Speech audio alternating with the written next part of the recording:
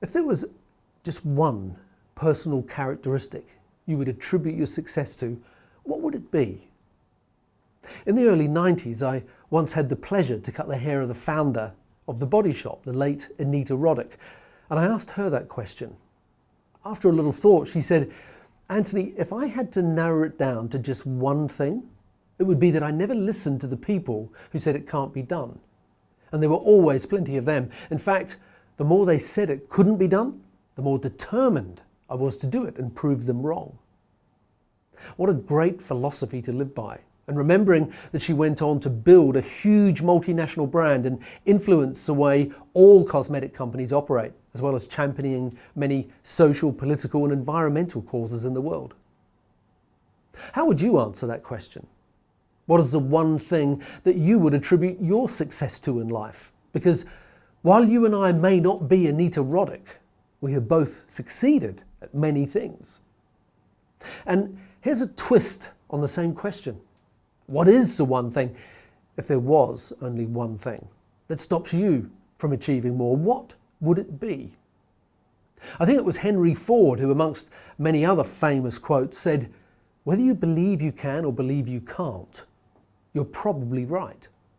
And I think that therein lies the answer to what is the one thing that is stopping both you and I from achieving more: self-belief.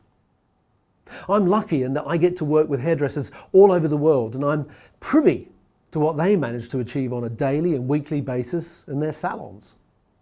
And whether you're talking about service and retail, rebooking or request clients, or any other measure of productivity, the variance in the productivity levels amongst any group of hairdressers is nearly always the full range of results. The justifications, the blame game and denial are usually all rooted in beliefs about what is and isn't possible, and what is and isn't their job. Those who adopt limiting beliefs about what is possible not only shortchange themselves and the business they work in, but they're often also shortchanging the clients by not giving them the opportunity to choose. So whether you believe you can or believe you can't, you're probably right. The achievers in any area of life are the ones that take ownership. They understand that they are accountable for the results and recognize it is their responsibility. So they start off with those empowering beliefs.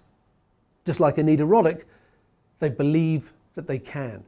So as a next step, I suggest you sit down with your team and brainstorm these 5 questions.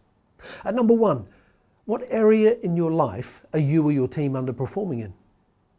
At number 2, what beliefs do you and your team have that are perhaps getting in the way of you achieving what you want?